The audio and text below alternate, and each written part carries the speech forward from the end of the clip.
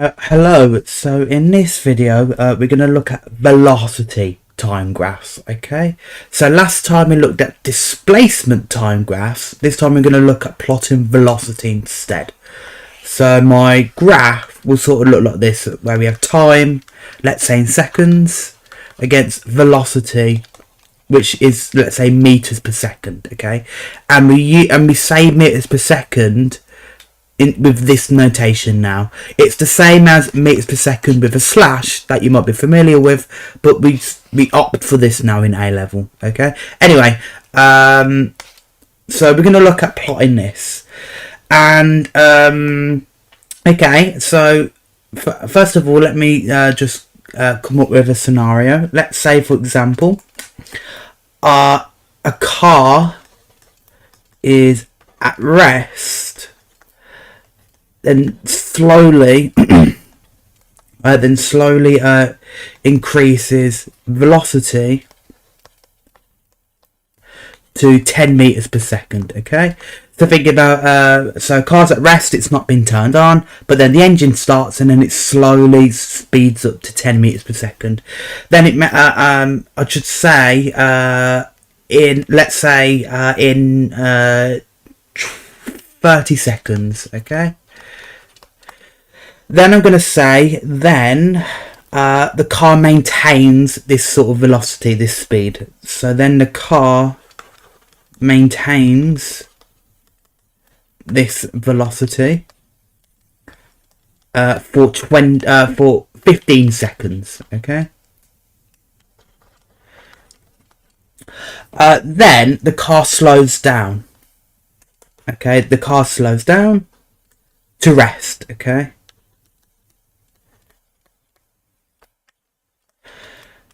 And I'm going to say in 10 seconds. Okay. But then actually, once it's once it slows down to rest, so when it stops moving, it actually reverses. Okay. Then finally the car reverses to a velocity of 2 meters per second in 5 seconds. Okay,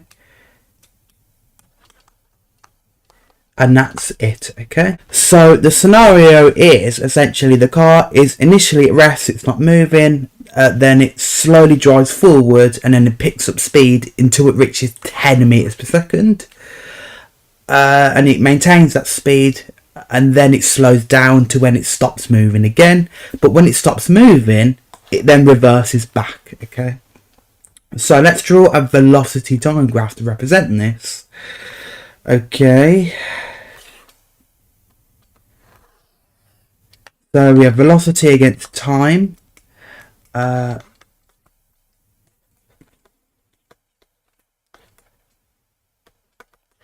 Okay, so let's focus with the first part. So in this first part here, the car is at rest and then increases velocity up to 10 meters per second. Okay, so it starts from 0 velocity, which is rest. So 0 would be here, and then let's say 10 is here. Okay, 10. So it goes from 0 to 10, and so it look a bit like that. There we are. So a bit like that. Okay, and we're told, well, I said it's in 30 seconds. Okay, so 30 seconds would be there, right? Now, after that, then the second part of the journey is this: the car maintains this velocity for 15 seconds. So what happens is it's the same velocity for 15 seconds. So actually it's going to continue being at 10. Okay, and so then let's say this is 15 seconds. So if we add on 15 seconds onto 30, we get 45 seconds. Okay, and so there we are. So you can see it's a completely flat line, because the velocity is constantly is maintained and it's always just kept to be 10 there. Okay, then we're told the car slows down to rest. Okay, in 10 seconds. So when it comes down to rest, it will go back to 0 like this, and that would be then in 10 seconds. Well, 45 at 10 is 55 seconds. Okay. And then the final part is this. I'm told that the car reverses to a velocity of 2 meters per second in 5 seconds. Okay, so this last bit is a bit more complicated. What would actually happen is the velocity will be negative. Why?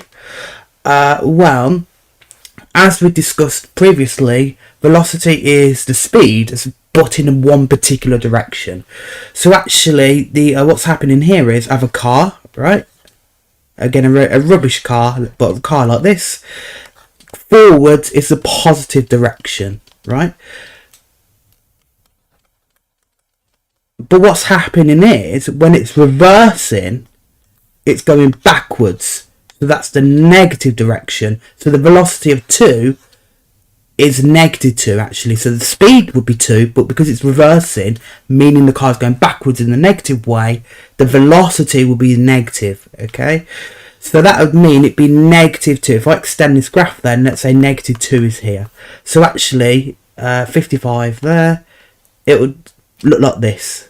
Okay. And so so the time is 5 seconds. So 55 when it reaches 0, and then another 5 seconds when it reaches -2. That'd be 60 seconds. Okay. And so there we are. So the velocity can be negative again if it's going in the opposite way. Okay. So hopefully that makes sense. So that is the general gist of a velocity graph. Okay. Now, there are some key features with the velocity time graph, like with displacement. Now, firstly, the gradient, we discussed with a displacement graph last time, the gradient, i.e. the gradient of the line at each part, represents the velocity. But here we have velocity, and actually, again, the gradient is helpful. The gradient represents acceleration. Okay? So the acceleration is the gradient. Okay, or in other words, the gradient is the change in velocity over change in time. Okay, so working out the gradient of a particular line at any point gives me the acceleration at that point. Okay, right. Okay, cool. So for example, if we were to work out the acceleration of this first part here, well, again, the velocity, the change in velocity, it's going up to +10. And the change in time is 30 seconds. So the acceleration is going to be 10, because that's the change in velocity, over 30, which is change in time. So that'd be a third meters per second. Meters per second to the -2, because it's meters per second, okay? So, yes, so the acceleration again is the gradient, right? So we get a third here. Okay, so right, I'll note that here. So A for acceleration is a third meters per second. Okay. Okay, this next part then, up here, this line here, that is flat, right? So it has no gradient, so that means the acceleration will be 0. Okay, so it's not accelerating. Then this part here, well, it looks like the same line. I should probably make it a bit different actually. It probably looks something a bit maybe like that or something like that. Okay, so two distinct journeys. So here, this third part then, you notice the line is going down. It's a negative gradient, right? So so then the change in velocity here again is -10. Okay, it's going down by 10, and then the change in time from 45 seconds to 55 would be 10. So the acceleration here will be -10 over 10, which is just -1 meters per second. Okay. So that's saying the acceleration is going down, and again we discussed acceleration can be negative, which means it's slowing down. A positive acceleration means it's speeding up. A negative acceleration means it's slowing down. Okay, right. And then this final part here.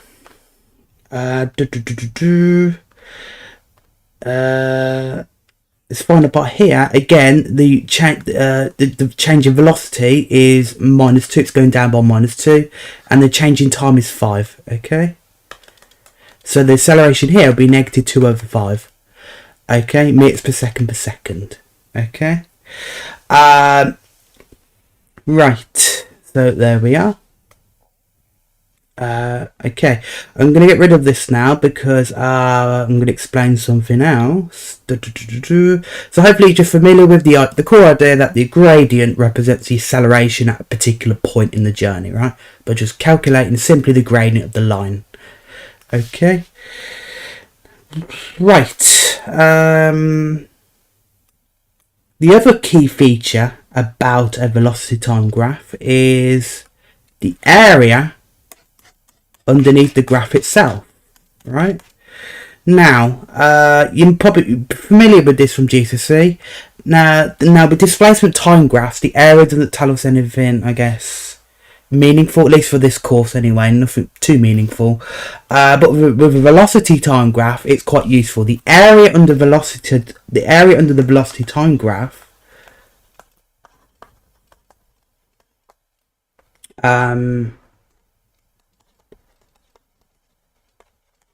now think about it. We've got velocity in our graph. We can also work at the acceleration. What's missing? The displacement, right? So actually, the area under velocity time graph tells me the displacement. Okay. Yes, displacement here. Okay. I'm going to say and distance. Right. Now, as we discussed, displacement and distance are different things. Distance is just the physical amount of how much, say, I walked somewhere, but the displacement tells me, well, yes, how much I've walked, but in what direction. If I walked, say, 30 meters forward, the displacement will be positive 30. But if I walked 30 meters backwards, that would be negative 30 for the displacement. So the direction matters, okay? But actually, the area under the velocity time graph tells me the displacement, okay? Let's have a look at some examples then. So, okay, so we've got this graph, velocity time graph, which shows the motion of a cyclist along a straight road for a period of 12 seconds. For the first 8 seconds, she moves at a constant speed of 6. You can see that here. Constant speed of 6. She then decelerates, which again means deceleration is negative. She's slowing down.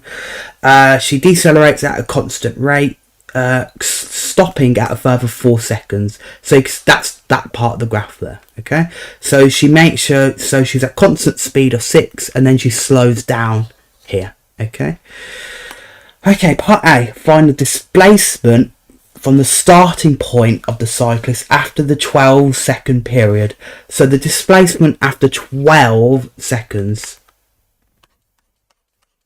In other words, the area under the graph. Okay, now how can we work out the area under the graph? We just consider some shapes, right? Again, it's pretty, it's staring at me that I have a rectangle here, and then I have some sort of triangle here, right? Again, what I can actually do is just, because it's also a trapezium, okay? So if I draw this shape here, it's a trapezium. So I can just work out the area of the trapezium here that the shape and that the graph makes. So firstly, I have my two sides, my top and bottom. So the top side here, the length of that is going to be 8, okay? Because that's 0 to 8 seconds down here, and then and then this bottom side here is 0 to 12. Okay, so the length of that is 12, and then I've got the vertical height, which is up here, so that'd be 6. Okay, so therefore, hopefully you can spot then the area of this trapezium is going to be half times 8 at 12. So I add the two top sides, the top and the bottom side, times by the height of 6. If I work that out, I'll get 60, and that'd be in meters, okay? Because velocity is meters per second, okay? So meters for the displacement. Cool. And again, it makes sense for the displacement to be positive because it's above. It's on the positive part of the graph. Okay, it's above sort of the axis. Okay, cool. Part B then asks to work out the rate at which the cycle decelerates. In other words, it wants to work out the sort of the acceleration. Okay. In other words, it wants to work out the gradient here. Okay. So the gradient of this second line here, which is the acceleration or the deceleration, well, again, the gradient is the change of velocity over change in time. Well, okay, the change of velocity is from 6 to 0, so it's going down by 6. So -6 here, and the change in time is from 8 to 12 seconds, so it's 4 for change in time. So the gradient, I'll write it down here, the gradient is going to be, actually I'll do it up here, the gradient is going to be the velocity, so -6 over 4, the change in time. That simplifies to -3 over 2, or minus 1.5 meters per second, okay? And so there we are, so that's the deceleration, okay? So the deceleration, now, so the deceleration is 1.5 meters per second. I'm not going to say minus 1.5. Obviously, that is deceleration, but the deceleration is negative by default, so I don't need to add on a negative to my acceleration. Deceleration is a negative acceleration, so the deceleration is 1.5, which tells me it's slowing down. Okay, hopefully that made sense, right? So the deceleration is just 1.5 there. Okay, even though obviously the gradient is minus. Okay, there we are. Let's have a look at this example here. So we're told a particle moves along a straight line. The particle accelerates uniformly from rest to a velocity of 8 meters per second in t seconds. The particle then travels at constant velocity of 8 meters per second for 5 t seconds. The particle then decelerates uniformly to rest in further 40 seconds. Okay, so a bit more going on here, and we need to sketch the velocity time graph firstly. Okay, so let's break this down. So the particle moves in a straight line. Okay, not much use there. The particle accelerates uniformly. This is a key word. Okay, uniformly means the same. Okay, and so that's saying the particle accelerates at the same acceleration. Okay, so the acceleration is always the same from rest to a velocity of 8 in t seconds. Okay, they're not giving us the time exactly as a number, but it's just said t. So actually, let's plot this first. Okay, so again, have velocity against time. Okay, so firstly, it said the particle accelerates from rest to a velocity of 8. So let's say 8 is up here. So it goes from 0 to 8. Okay, something like that. Okay, and the time is t. Okay, there we are. That's the first part. Then it says the particle then travels at a constant velocity of 8 for 5t seconds. So the velocity is constant, meaning it remains the same. So it keeps remaining at 8. So it continues on, and I'm told it's for 5t seconds. Okay. So if it's remaining at constant velocity for 5t seconds, so from t to this next time here has to be 5t apart, okay? Because it remains at 8 meters per second for 5t seconds. So if it's t over here, initially it's t, I'm adding 5t seconds more, that would be 6t at the end here. Okay, hopefully you can understand that, right? Could catch you out, right? But hopefully you understand that it's 5t seconds, so I need to add on 5t to t to get 6t, okay, at the end there. Okay, cool. So then it says finally the particle decelerates, which means negative acceleration, or in other words, it's going to go down. because the gradient will be going down. It decelerates uniformly. Again, that means at the same acceleration, okay? And it decelerates to rest in a further 40 seconds. So it's going to come down like this. And so then in a further 40 seconds, that means the gap here is going to be 40. So it's going to be 6t add 40, okay? And there we are. Okay, so there's a bit of algebra there with this t business. But again, just kind of work with it as normal, okay? There we are, that's my graph. Then it says, given that the total displacement of the particle is 600 meters, find the value of t. Well, the displacement is again to do with area, okay? The area under the graph. So the whole area here is 600 meters, okay?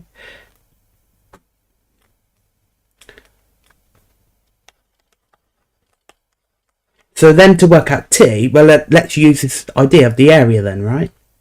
And so again, hopefully you can see we've got a trapezium, or again, a triangle, a rectangle, and then another triangle. Again, you can work the area out in many ways, but the quickest way is to spot we have a trapezium.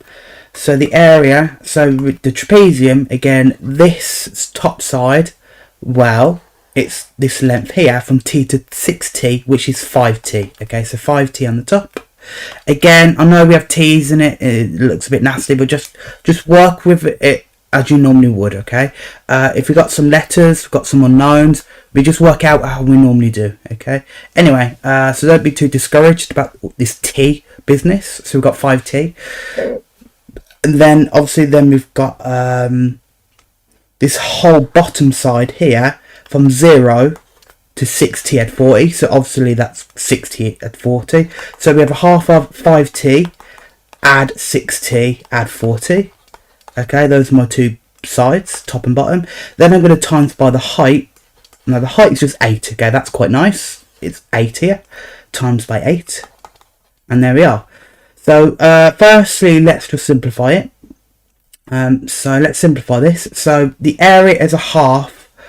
And then 5t add 6t is 11t, add 40 times by 8, and then we could do a half times 8 to get 4, so that's 4 lots of 11t add 40, which if we expand that out we get 44t add 160, and there we are. And then the area is 600 meters, so we equate that to 600. And at that point, hopefully you can spot now we're pretty much on the home run. Okay, we can find t quite easily now. It's just a simple equation. So 44t is 600 take away 160, which is 440. Okay, and then t is 440 over 444, which is 10. Okay, so 10. There we are. T is 10 seconds. Okay. And there we are. Cool, so that's the value of t. Okay, so we've got this exercise question then. We're told a train starts at rest at station A and accelerates uniformly. So uniformly means the same, right? So the same acceleration throughout, okay? And so the acceleration of 3x at 3x meters per second. Okay, so we've got this x, but again it's just a number, until it reaches a velocity of 30 meters per second. Okay, so they tell us the time of they're just telling us the journey. So if our first part to sketch the graph, okay, let's just do it part by part. So again, obviously we're going to have a velocity time graph, so velocity against time. Okay, make that a bit straighter. Okay, there we are. And that's in seconds. And the velocity is in meters per second. Okay, so the first part of the journey. Okay, so it starts from rest. So rest means it's not moving, so the velocity would be 0. And then it accelerates at 3x. x meters per second until it reaches 30 velocity. Okay, so it's going to look something like this. It goes from 0 to 30. Let's say 30 is here. So it's going to go up like this, okay? Now, we don't have a time for this part. We don't have a time given specifically for that part, but we are told the acceleration. So what I can do really instead is I can write down the acceleration. Now, the acceleration, if you remember, is the gradient of the line. So I'm going to say, because the acceleration again is 3x, the gradient will be 3x, right? So the gradient of this line here, I'm going to say gradient is going to be 3x, okay? Okay, cool. I don't have a time for that. For the next t seconds, so I'm given a time t, the train maintains this constant velocity. So then at that point, it's just remaining at 30 up to a time t. And then the next part is the train decelerates again uniformly, so at the same amount of x. Okay, so the acceleration is x until it comes to rest. So it's going to come down. Right.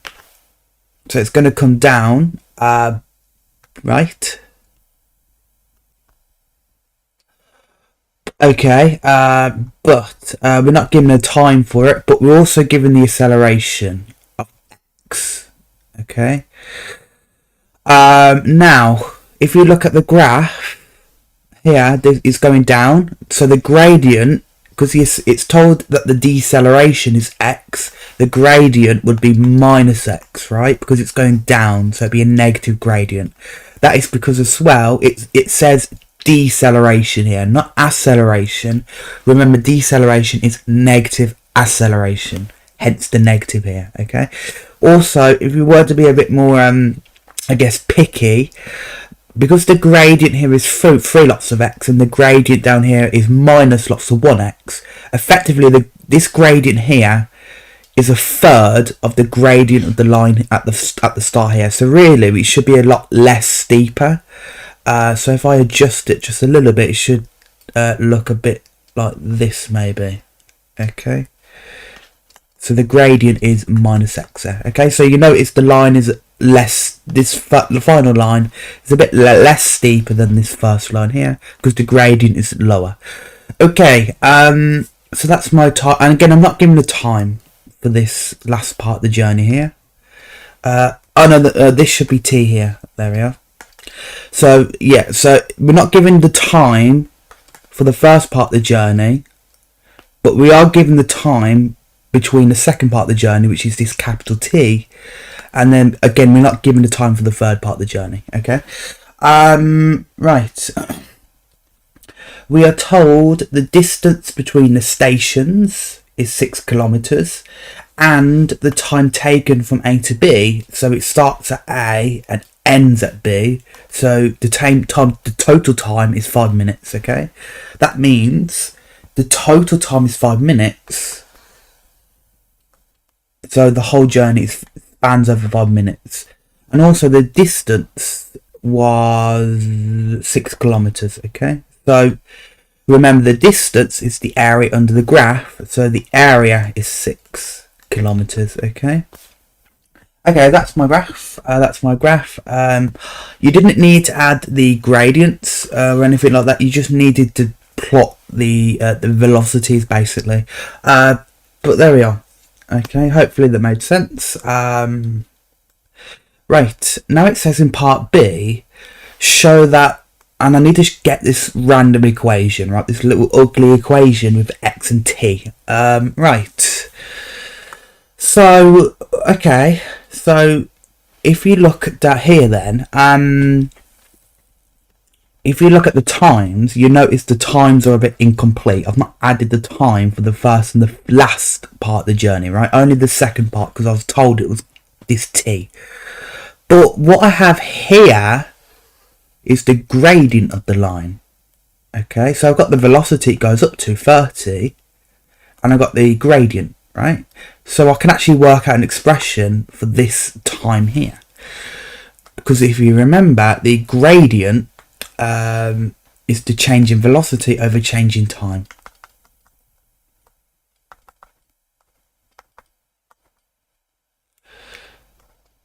I have to squeeze it in there. Change in velocity over change in time. Okay, so in this instance, I've got the gradient is 3x. So, okay, so if I sort of substitute that into this formula here, so the gradient is 3x, and then the velocity, the change in velocity is 30, right? So if you get rid of this for a moment, so here the change in velocity is 30, is going up by 30. So the change in time, I'll call little t then, right? I can substitute that into here to get 3x, the gradient, be change in velocity of 30 over the change in time t. So therefore 3x t is 30.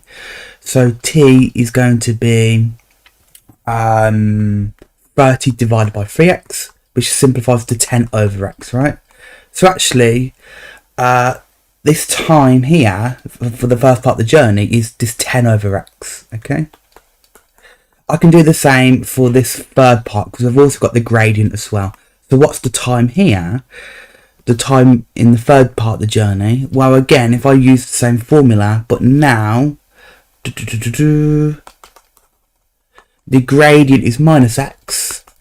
So if it's minus x, again, and here, again, the change in velocity is minus 30 because it's going down by 30, right? Going down, the line's going down. So minus 30 over t, which is the change in time. So t, so minus xt is going to be minus 30. So therefore t is 30 over x. So there we are. That's my time. Okay, so I've got it all. So I've got an expression for the times of each part of the journey in terms of x now, right? Now, if you remember, we're also told the whole journey is 5 minutes, right?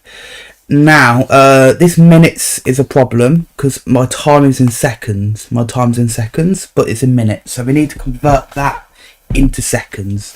Now, you should know, obviously, 1 minute is going to be 60 seconds. 60 seconds. So therefore 5 minutes is going to be times in this by 60. So 5 times 60 is 300. So this is also 300 seconds. So now we can sort of compare. So we've got the times of the individual journeys. If we add all these three up, we should get 300, right? So let's do that. Okay, so 10 over x, add big T, add 30 over x is 300. Okay. Well, I got 10 over x, add 30 over x. Hopefully you recognise it's a fraction with a common denominator x, so I can just add the top. But 10 add 30 is 40. So we get 40 over x, add big T is 300. And what do you know? That is the equation I wanted. Cool. There we are. Then it says in part C, find the value of t and x, right? Okay. Well, we can't find it at the moment. We just got one equation, right, in terms of x and t. I need a sort of another equation, right? To get some sort of simultaneous equation. Right. Right. Okay, so what else are we given? If you remember, we were also given the distance, and I said that that means the area under the whole graph is 6 kilometers. Again, this kilometers is a problem because my velocity is in meters per second, meters. So that'd be 6,000 meters. Okay. So remember, think about the SI units. We want to convert into sort of the standard units, your seconds, your meters, your kilograms, if we're dealing with weight. But there we are. So my area is 6,000 meters. Okay. So what I can probably start to do is to sort of work out the area, right? Again, we have some ugly expressions for time, but let's just work with it, right? Let's just work with it. So if I was to begin to work out the area under the graph, again, recognise essentially we've got a trapezium, right? We've got a trapezium. So firstly, this whole bottom length of the trapezium, right?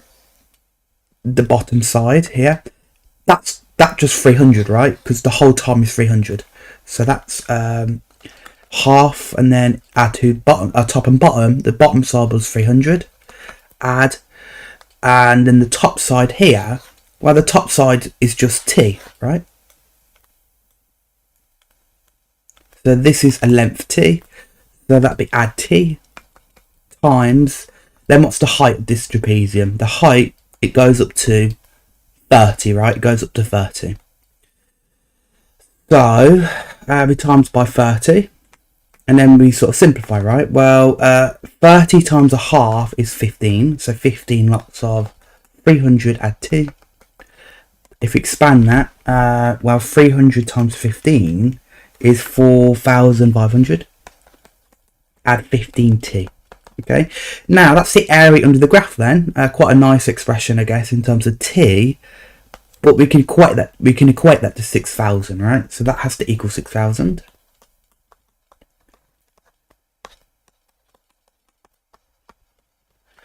Okay, so then if we solve for t, then a fairly nice equation. So if we take away 4,500 to both sides, we get 1,500.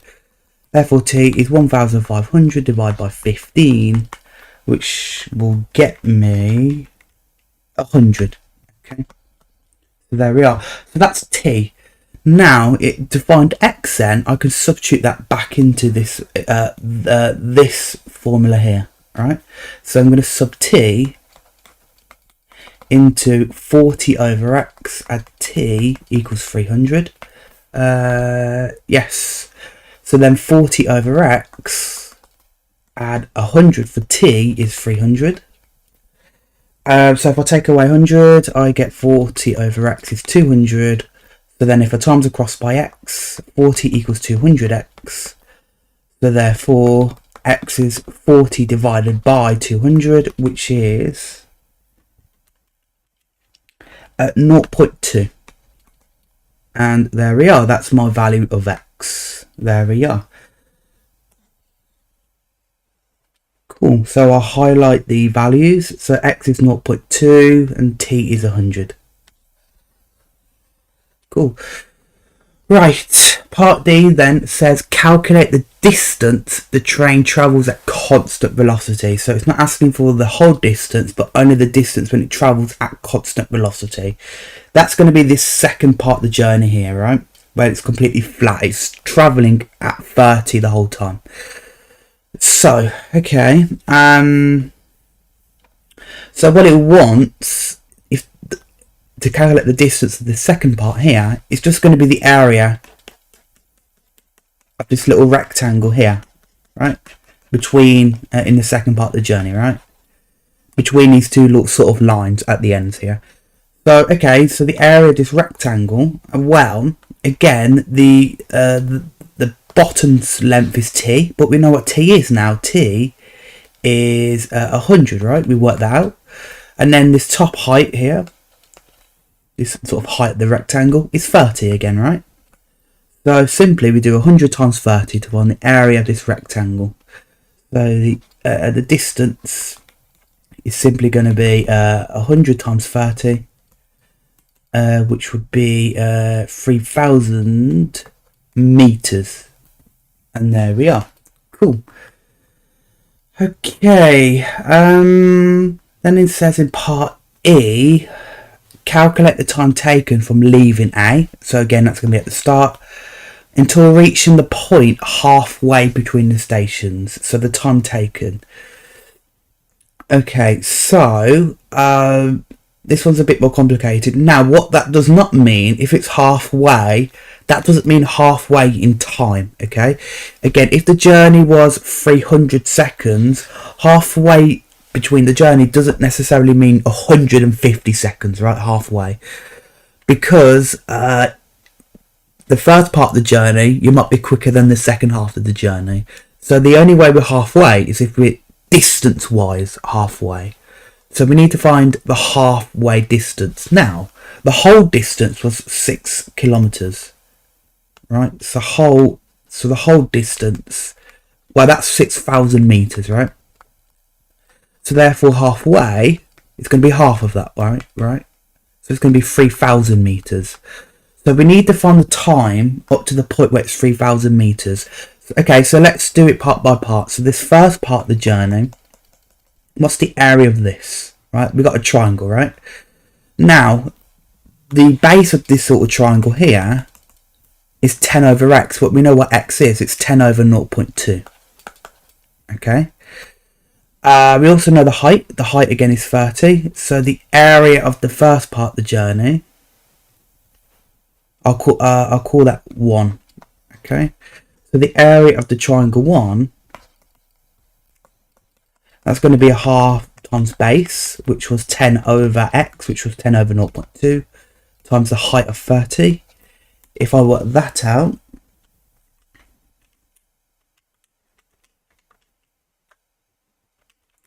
I get 750 meters. Okay, so the distance, so that's the distance of the first part of the journey, 750 meters. Okay,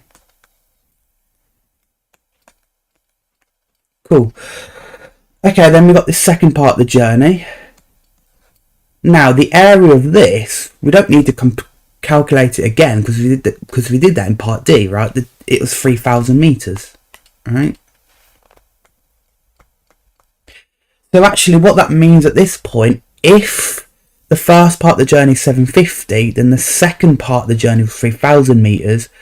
Well, actually we've gone over the halfway point of 3,000. So the area has to be, when the area overall up to a point, when the area of the graph goes up to 3,000, it has to be somewhere, right? It's going to have to be somewhere here, right?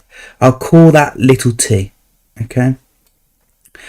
So at some point here, then it caps it to 3,000. So the whole area of this rectangle I've created now, right, where I've cut off parts of the triangle, the rectangle, right, to get the smaller looking rectangle.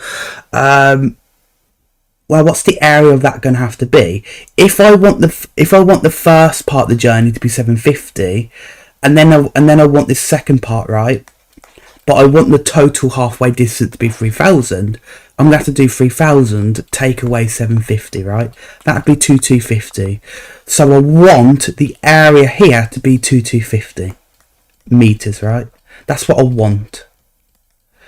So then overall, that has to mean when it goes up to this time t, right, then the total distance I've done is 3,000 meters if I add these two up. So then I just need to find this t. Well, in this case, I've got my area. It needs this little rectangle, right? This rectangle here has to be 2,250. And I also know the length of this sort of rectangle. Again, it's 30, right? So 30 times the sort of, again, this little, sort of the base of the rectangle is t. So 30 times little t, 30 times little t has to give me the area 2,250, right? So 30 times, so 30t has to equal 2,250. The t is going to be 2,250 over 30, which is 75. And there we are. So that is the time, 35 seconds. Okay, so this t is 75. Okay. Right. So hopefully you're with me there. That's probably the hard part, right? The hard part of the question. Hopefully you realise why I've cut off again. Originally, the second part of the journey was this whole rectangle here, but then I said I wanted to cut off part of the rectangle because the area, then the area of this smaller rectangle is 2,250. So then if I add these two, I get 3,000, which is the halfway distance, the halfway point, right? So then I found t that cuts off the rectangle. Anyway, so I've got 75. we're very nearly there, because the answer is not 75, because it says the time taken from leaving A up to this point here. Now that's going to be the first part of the journey, which is 10 over 0.2 seconds, and then 75 seconds, right? So the time taken is these two parts added together. So the time of 10 over 0.2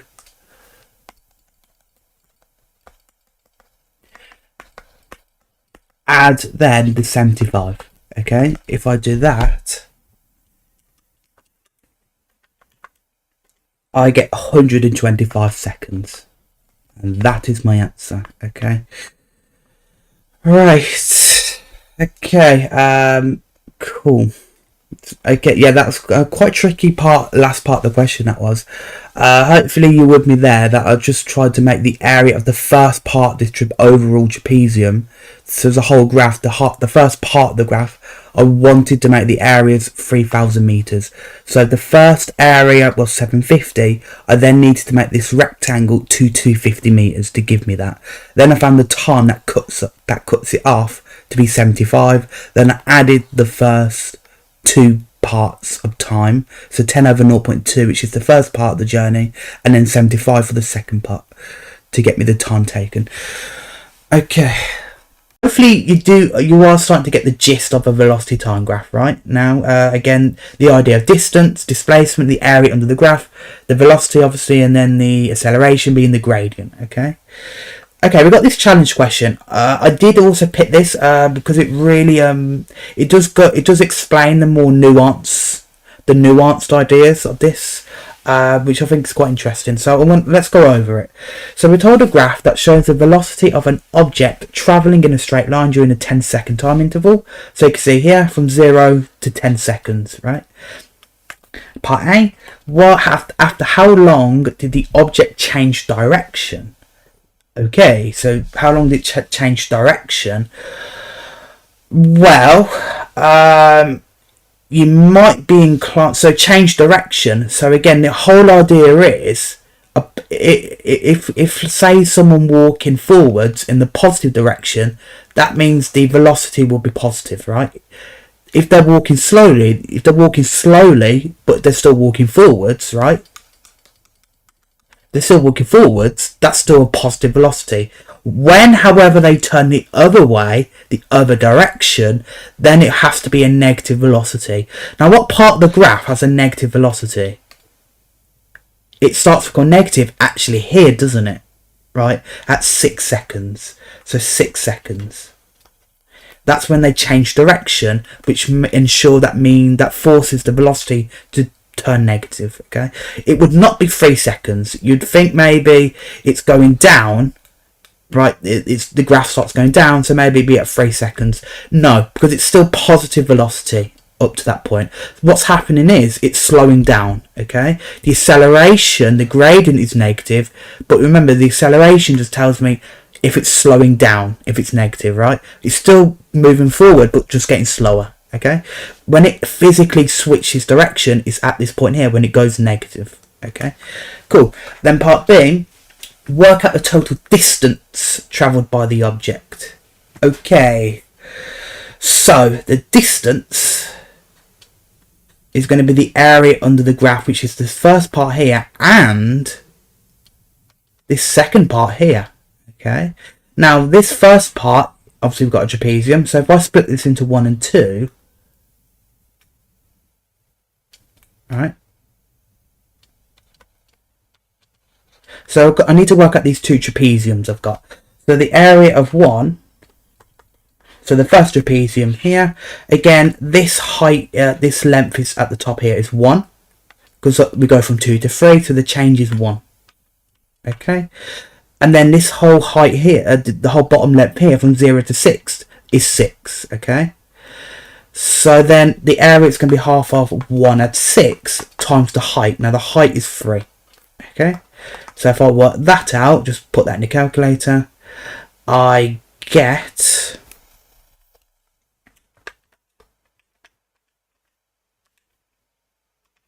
to be 10.5. and that'll be in meters. Okay, then the area of the second trapezium, which is underneath the graph, the negative part, that's going to be a half. And then, okay, so we've got our trapezium here, right? We've got our trapezium here. So firstly, this length here is going from 6 to 10. So the actual length of that is going to be 4. And then this width here is from 8 to 10. So from 8 to 10, that's going to be 2. Okay.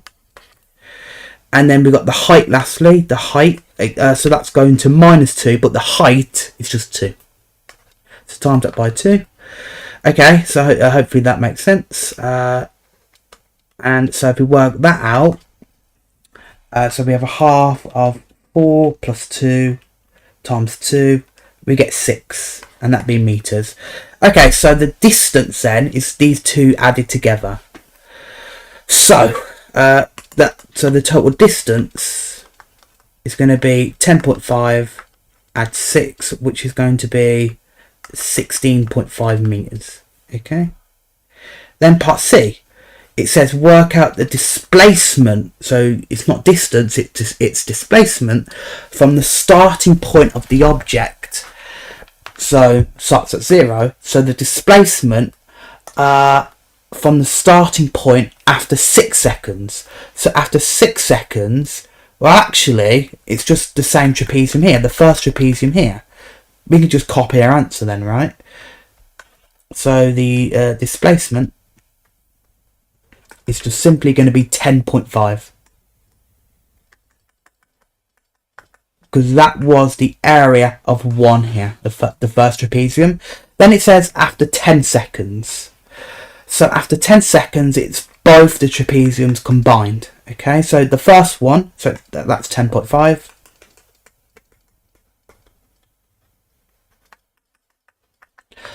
Okay, and then the second one. But the second one is 6. We do not add 6. That's wrong. Why? Because we're talking about displacement. So, again, the displacement, it matters whether it's negative. Okay, so because the velocity is negative, it's in the negative part of the graph, underneath the graph, right? So it's underneath the axis, right?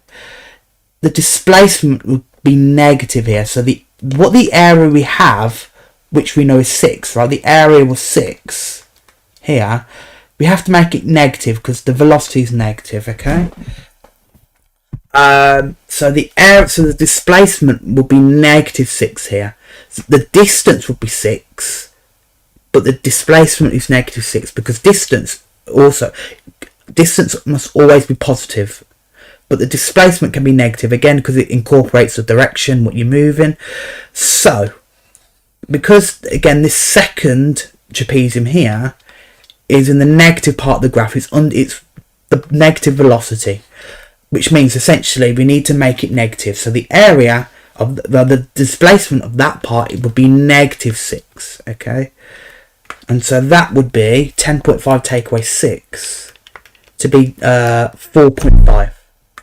And so that's I think that's an important point. That I thought that was an important question to go over that important new idea there. Okay, so when it's when it's underneath, so in the negative velocity, the displacement, the area of the graph would be negative. Okay, when it's displacement. Distance, however, the area always is positive. Okay, no matter what. But there we are. Part D. Then it says to sketch a speed time graph. Now, from G to C, you probably be familiar with speed time graphs. Okay, but what we've got here is a velocity time graph. We've got velocity. So to sketch a speed graph, again, it's very similar to what we just looked at. This distance must always be positive, right? So it must always be positive to displacement. Speed is the same idea. Speed must always be positive to velocity. So to sketch the speed time graph, if I get rid of all this,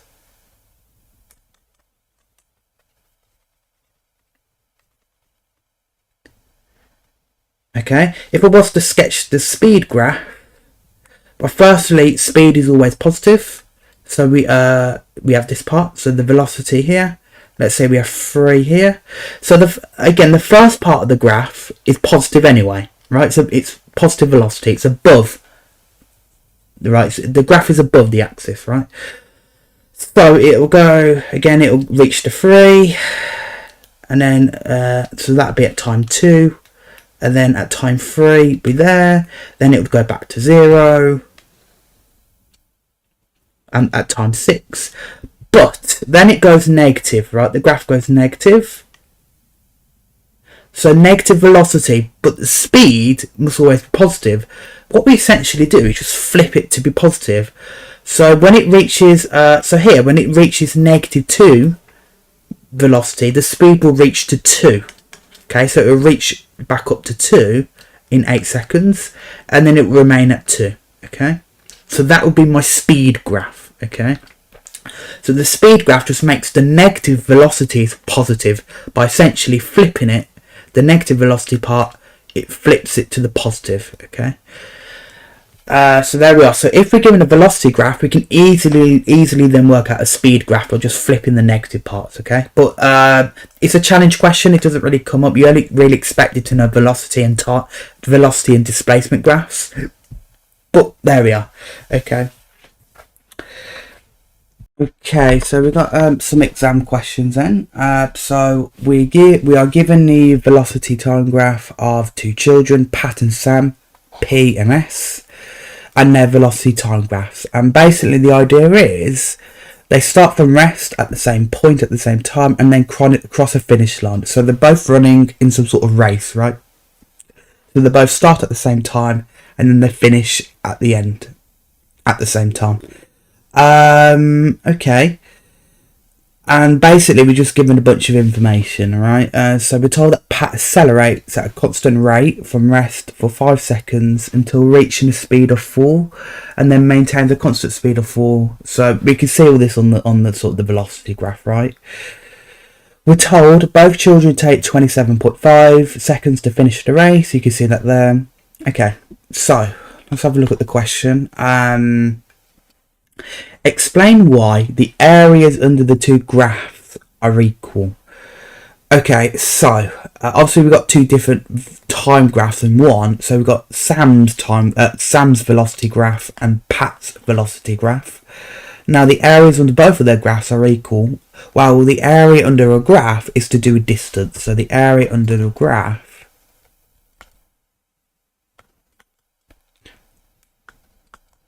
represents distance.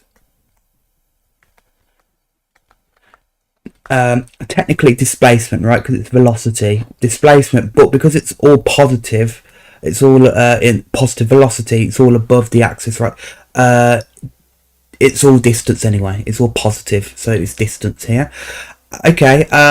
Now, why are they both equal? Well, again, they both start at the same point. They start at the same point, and they finish so they're in a race, so they start at the same point, then they finish at the same point at the end of the race. So distance-wise, they both start at the same point and ended at the same point. Well, they just travel the exact same distance. So, therefore, since both Sam and Pat travelled the same distance,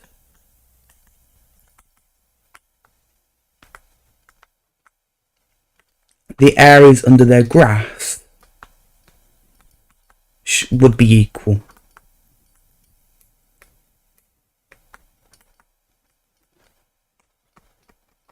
Okay. And there we are.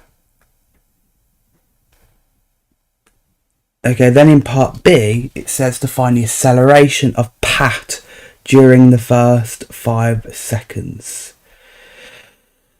Okay, so the first 5 seconds for Pat, so again we're focusing on Pat's graph, which is here. So the first 5 seconds is here. So we're going to focus only on this line here. So so we want the acceleration. Now the acceleration is the gradient, right? So, okay. So what's going to be firstly the change in velocity? It's 4, right? And the change in time is 5.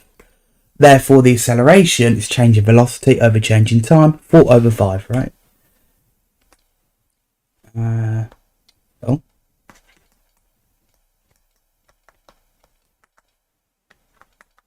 And that'd be 0.8 meters per second, okay? Don't forget your units.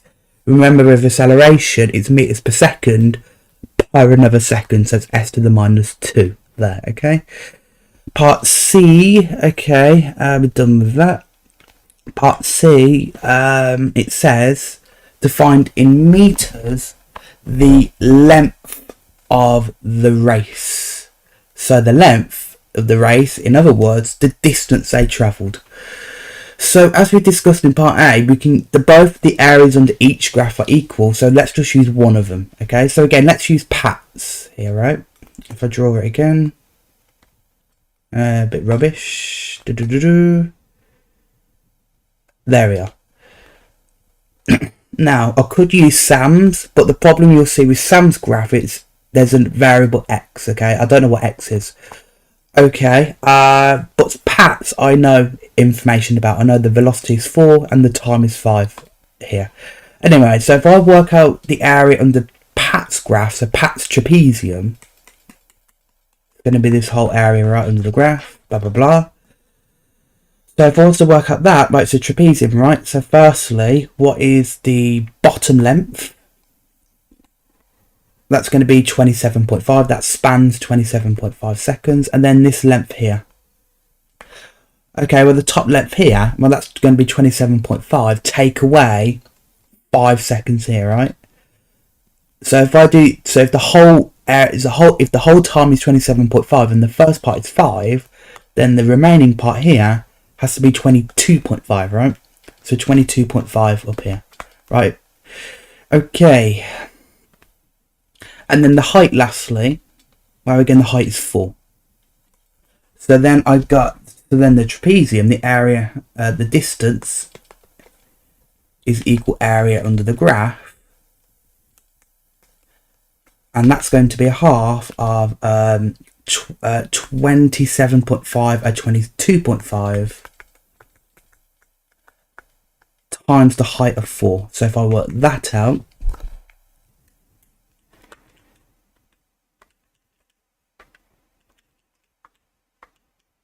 I get 100, okay? So therefore distance is 100 meters. Okay. Cool. And in part D, then it says to find the value of x. Okay. Right, so if I get rid of this again, so the area of x, okay, so this x here. Now, what we just worked out is that this is the area under a graph, and what we said in part A is the area under both graphs have to be the same. So we can kind of use that here. So if I consider Sam's graph here, that means the area under Sam's graph has to also be 100, right? Okay. So what would the bottom length be? It would again be 27.5. The height is x. And then what about this top length here? Well, this length here, so this length here, we don't know either, okay? So the time where so the time that Sam is spent accelerating, right? Hopefully you can see that. It's a bit messy. So a lot of lines in here, but this part of the graph here, if I just focus on that part of the graph for a second, here, hopefully you can see that, right?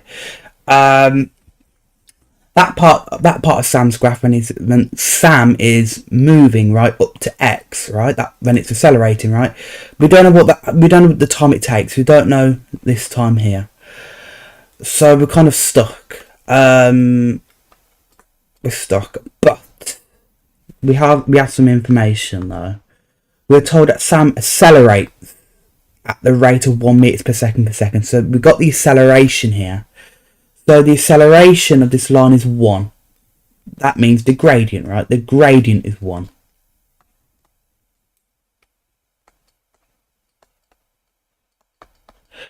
So, again, we know that the vertical height is x, right? So the vertical height is x. So that's the change in velocity. So I've got the gradient of 1 and the change in velocity x. So this time t, the change in time t for the first part, well, we can do gradient. Again, is going to be change in velocity over change in time. The change in velocity is x. The change in time, I'm just going to say t. I want to find t. But we know the gradient is 1. So 1 has to equal this. So therefore t is simply x. So actually what happens, this change in time here is x as well. Okay. So now we've got an idea. So now we can say that this top part of Sam's graph, so if I do the trapezium, now so that length has to be 27.5, take away x, right?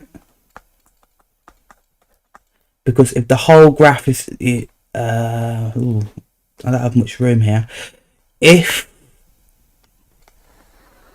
we are, I have to go through the question. So if the whole bottom side is 27.5, but the first part is x, then the other part is going to have to be 27.5 take away x. Okay. So hopefully with me there. So now we've got all my dimensions. So the bottom side is 27.5. The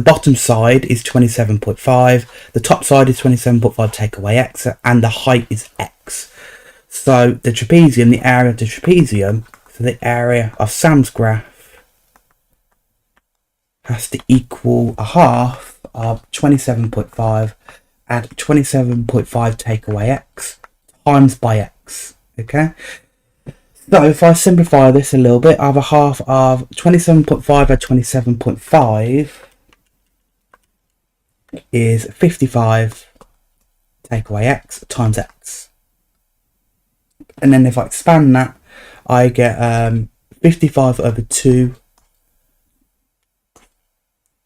times half x, all times by x. Then if I times everything by x, I get minus a half x squared, add 55 over 2x. Okay, and then because the area under Pat's graph was 100, that has to be the same. We can equate this to 100.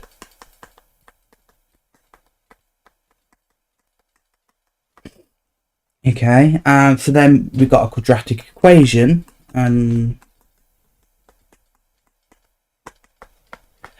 if I just simplify it a little bit, I can divide by minus a half to everything. So then we get x squared, and then 55 over 2 divided by minus a half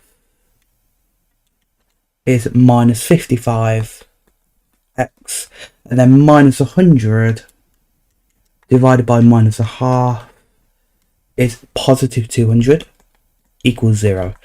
Okay, so if I solve that now, pull it into the quadratic formula, I get x is 55 plus or minus the root of minus 55 all squared, take away 4 lots of 1 lots of 200 over 2 lots of 1, and so that will get me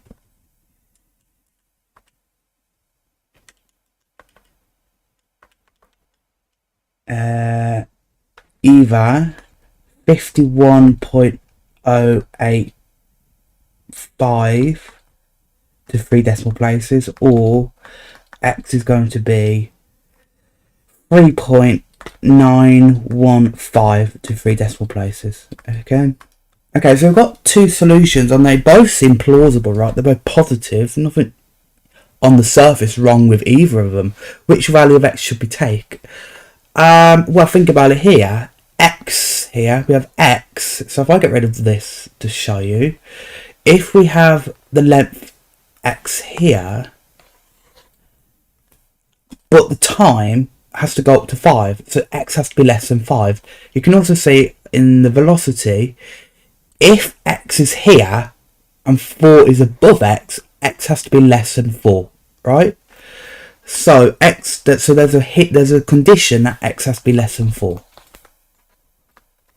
That means we can't take this solution because 51 is bigger than 4, but 3.9 is. So therefore x is 3.9, sorry.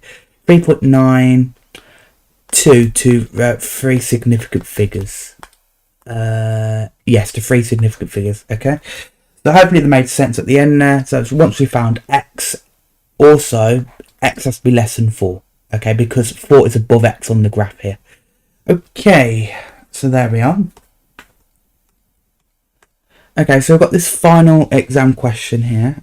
So we're told a train travels along a straight horizontal track, and they're just giving some information again, and then sketch a speed time graph. Okay, so let's just sketch it first. So firstly, it is a speed time graph here, but you'll notice all the speeds are positive, so that means it's the same thing as a velocity time graph, if it's positive anyway. So we sketch our graph. So we have the speed on the top, and then time on the bottom, being seconds, speed in meters per second.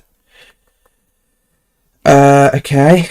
So let's go through the journey. So in the motion at time t0, the train starts at rest. Again, that means the speed is 0, and then moves with constant acceleration until it reaches its maximum speed of 25. Okay, so it goes up to 25. Okay, something like that. So the velocity is 25. We don't know the time, so we're going to have to leave it there, I think, for that. Okay, then the next part of the journey is the train travels at constant speed of 25. Okay, so it remains at 25. And then, after it travels at constant speed, it finally moves with constant deceleration. So it's negative acceleration, so it's going to go down, and it's going to go down to rest again. Okay, so it's going to look something like this. Okay. We are told the time spent decelerating is 4 times the time spent accelerating. Okay, so how can we use that? So the time spent decelerating. So, okay, so if the deceleration time is 4 times the acceleration time, so the acceleration is when it moves up. So that's the acceleration part, the first part. This is the deceleration part, when it's going down. So we're told when it's decelerating, it's 4 times as long as accelerating. So if I call the acceleration time, which is this time here, if I just call that t, then this has to be, and then when it starts decelerating, it has to be 4t. So actually, to make that look a bit more representative, I'm going to have to just draw the graph a bit wider like that, okay? And now hopefully you can see it is indeed 4 times as long decelerating. Okay. And there we are. And that's time again. Okay, cool. Okay, so that's just so I added that bit on. So that is a little bit out of that is a little bit unusual, that little bit there, but hopefully you're with me there. So the time spent decelerating is 4 times as long as accelerating. So ultimately, if I call the acceleration time the time t, then it has to be 40 when it's going down. Hopefully you're with me there, right? So I think that's all the information I can include, right? I'm also told the journey from P to Q. So it starts at P, it ends at Q. So the whole journey takes 700 seconds. So if I add that on, 700 seconds.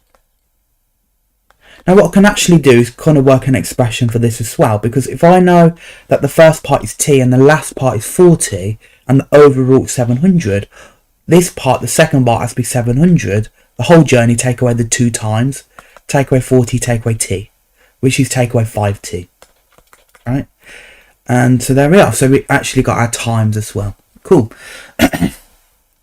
So that's my graph. Then we're told the distance between the two stations is 15. So again, the whole distance is 15.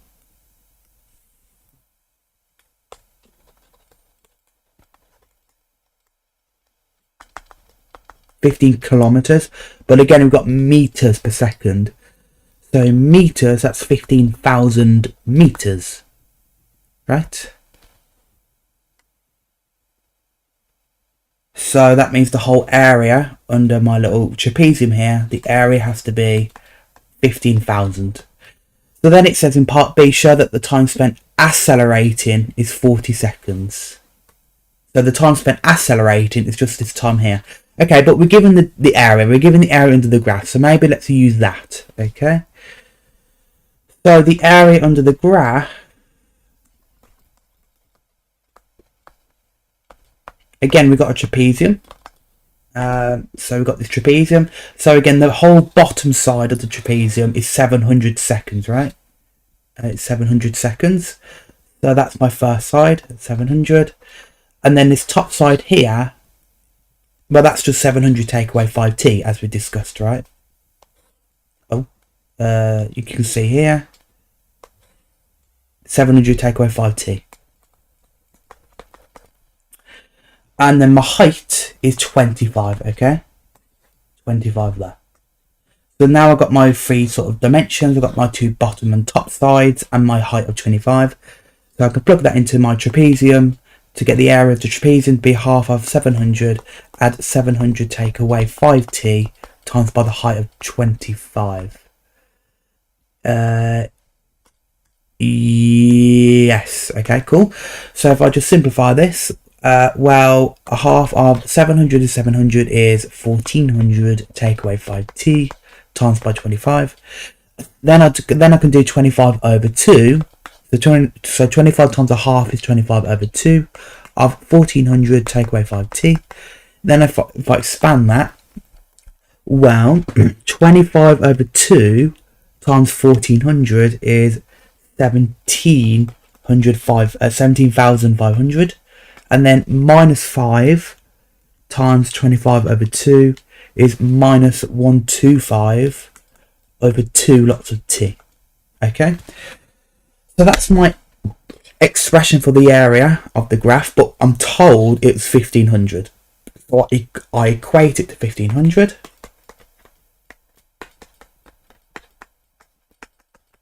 So now I solve the equation. Okay. So then minus 125 over 2t is going to be 15,000 take away 17,500. If I work that out, I get minus 2,500.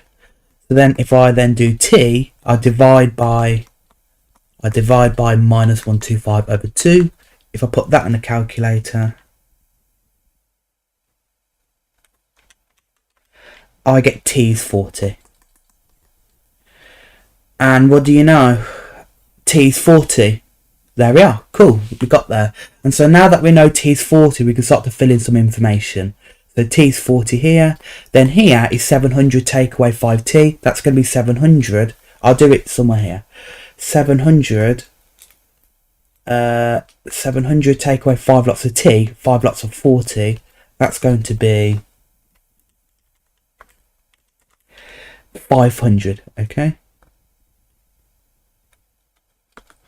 And then 40, 4 lots of 40, that's 16, that's 160, okay? Okay, cool.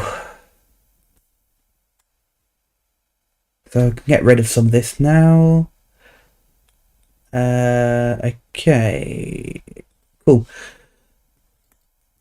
Right. There we are. So that's part B. Then part C says find the acceleration of the train. Okay, so the acceleration is where the train's moving up, right? So we just want the acceleration, the gradient of this line here. Okay, now the gradient of the line, well, we know the change in time is 40, right? So I know the change in time is 40, And so the change in height, the change in velocity is 25. It's going up, so it's positive 25. So therefore the gradient is going to be, or the acceleration, that's going to be change in velocity or speed, so 25 over 40. Which simplifies to 5 over 8 meters per second. Okay, there we are. Okay, so the gradient of this line is 5 over 8. Okay, now it says in part D to find the speed of the train 572 seconds after leaving P. So P obviously starts at 0 here. Then we want 572 seconds after. So 40 seconds is the first part, then 500 is the second part of the journey. Right, so that means we've now travelled 540, right, 540 seconds. If we want 572 seconds, that's going to have to be 32 seconds after. Right, so 32 seconds, say here. So if I read off then, that's the point I'm interested in, okay? So I want the speed at that point, so that's going to be just V, right? Okay, so what can I do here? So let me get rid of this. What can I do here to find this speed? Okay, well, the speed, right, is on the third part of the journey, right? Again, I can consider gradients, right? I can work out the gradient, the whole line it's on, right? The whole gradient, right? So the gradient, well, the gradient of the third part of the journey, well, the change in time is 160. What's the change in velocity? It goes down by 25, so it's minus 25, right?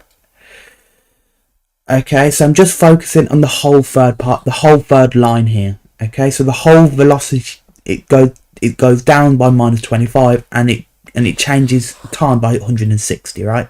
So hopefully you're with me here. So the whole gradient of the line is going to be the change in velocity over change in time of 160. That simplifies to minus 5 over 32. Okay, so a negative gradient, which makes sense because the line is going down.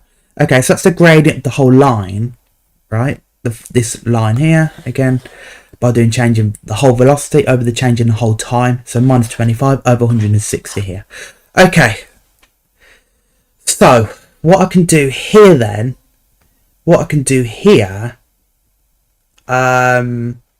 is work out sort of the gradient now. Let's say from the start here, but not the whole line, so not from start here to the end here, but now from the start here to the end here at this particular speed here. So again, because it's on the same line, the gradient still has to be minus 5 over 32, right?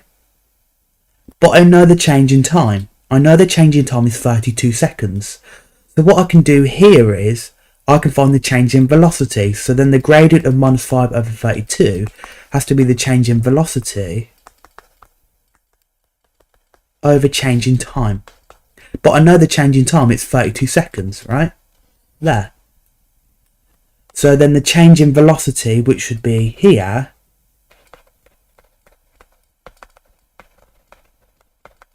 right? So the change in velocity and the change in time of 32 seconds, right? So the gradient then, so if I times by 32, therefore change in velocity, that's going to be 32 times minus 5 over 32, which is just minus 5. So it's going down by minus 5, okay? The change in velocity is minus 5, which means it's going down from 25 at the top here, 25 velocity. If it's going down by 5, that means it has to go down to 20. Which means that is the speed. So at that point here, that's when the speed has to then be 20, right? So there we are. So the speed is 20.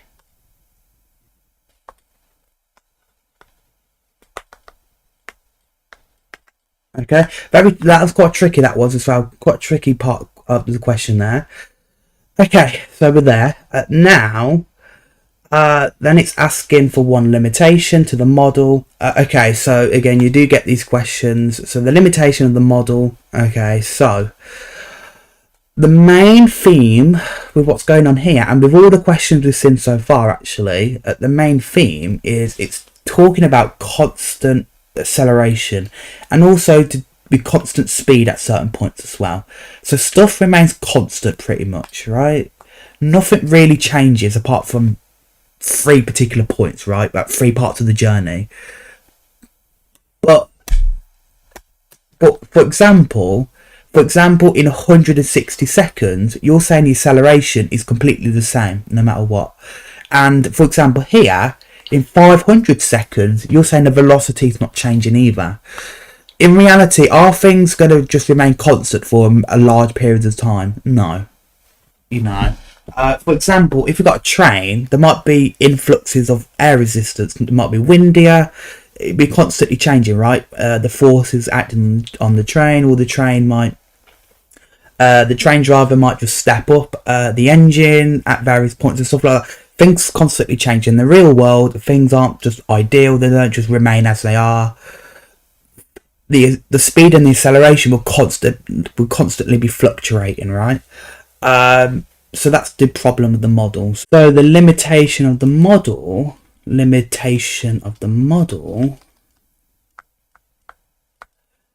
is the model assumes constant speed and velocity. No, speed and acceleration. Speed is velocity here. Constant speed and acceleration for large periods of time. In reality, speed and acceleration will constantly be fluctuating.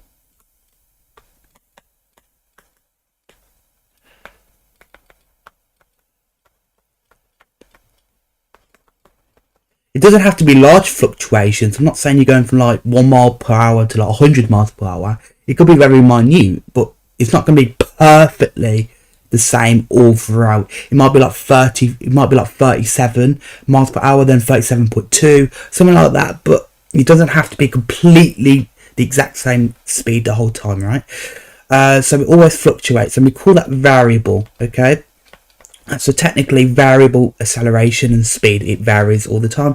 And in the last part of this of mechanics, we will be looking at variable acceleration. So what happens when the acceleration and therefore the speed and the distance and whatever constantly changes throughout the journey? Okay, constantly. But we'll look at that. But for now, that is the limitation of the model. And that's it for this video. But I'll see you next time.